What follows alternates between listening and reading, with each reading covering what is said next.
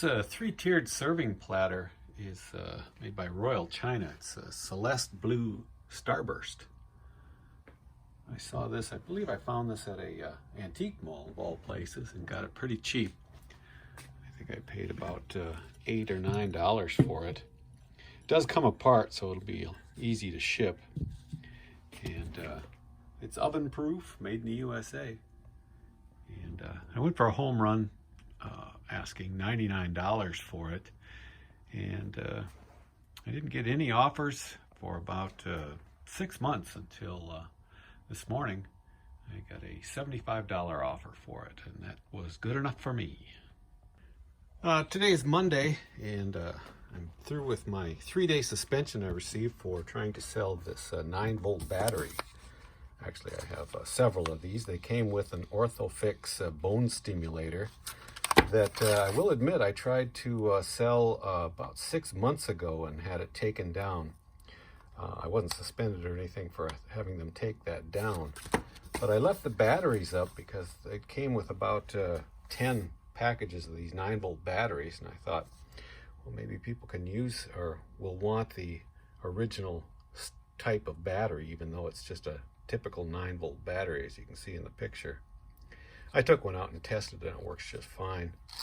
And but apparently whoever was going through my listings looking for banned items didn't actually look at the pictures or see what it actually was, and I got suspended for 3 days, even though the eBay reps agreed with me that this should not have been taken down and I should not have been suspended.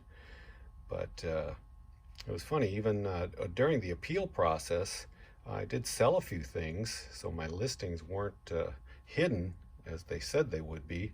I was unable to list anything. But as soon as I started the appeal, that's when my listings were hidden. And on the second day of the appeal, it came back that it was not going to be granted. And I said, well, can you put my listings back up? And she said, well, I would, but it'll probably take another day to repopulate your listings, and it might interfere with the automatic repopulation of your listings that will come the following day. So I just let it sit. In any case, don't try and sell stuff that requires a prescription.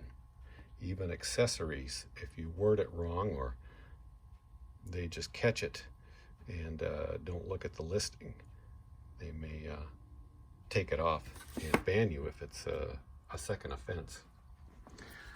To what I sold over the weekend, this box of over 1,000 slides.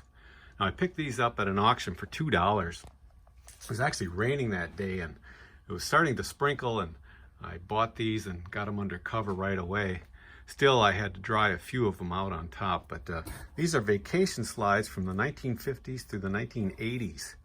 And I went through, I viewed a few from each cassette, and they were Norway, Sweden, France, South Dakota, Utah, and there were some wedding photos from the 50s as well.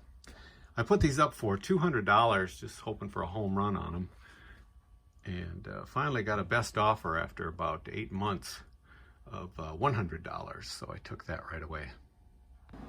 This was just a quick $9 sale due to the fact I went to an estate sale on the last day, 75% off, and this was out in the garage. It was like a nickel by the time I got to the cashier, and it's just for if you've got a couple of audio-video inputs, and can go to one TV that way, and you can switch between the two, these switches. I didn't even know if anybody would want to use these anymore, but there's all sorts of vintage tech out there that people still need or want to use, made by Radio Shack, sold for $9. This is a 70s Magnavox digital clock radio. There's a nice display on it, and picked this up for like $1 or $2 at a garage sale, and took a best offer of $25 on it.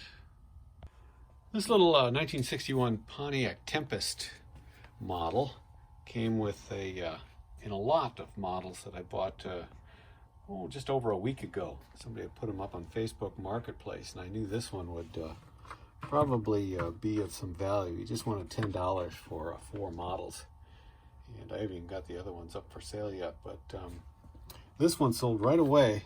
I priced it cheap because they painted the bottom and it's missing some chrome pieces.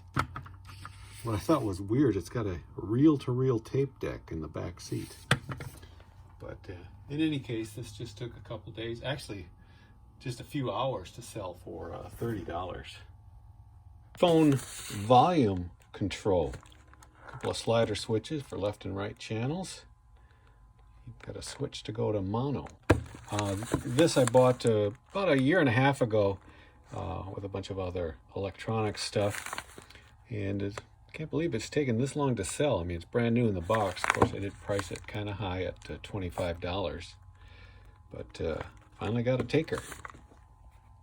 This is a paperback book, Camping in the Old Style.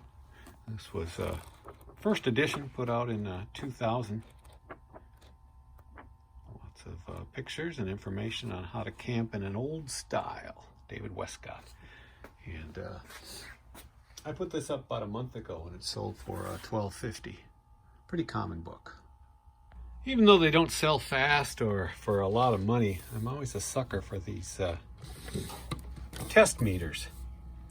This one, I opened it up and it took a specialized battery. I took the old one out, it's all corroded.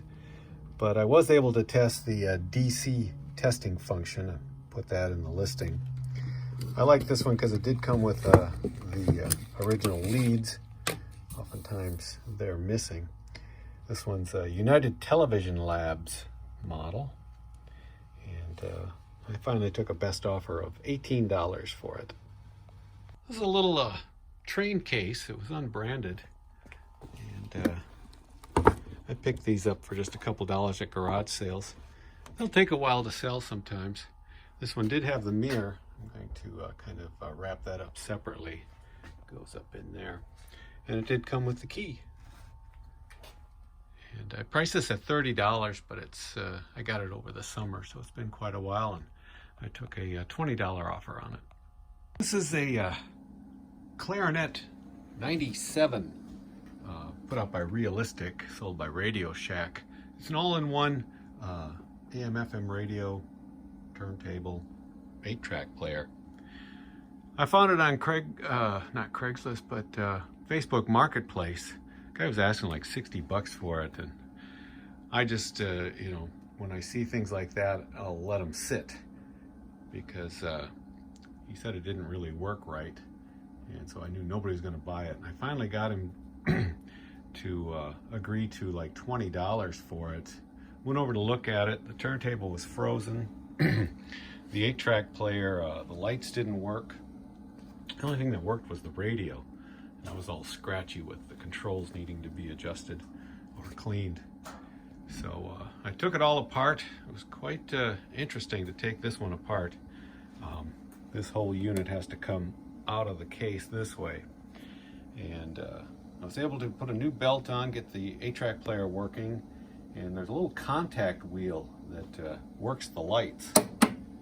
So when you change the program, the wheel turns and then the contacts light up another light. I actually had to soak a piece of sandpaper in alcohol and rub those contacts down.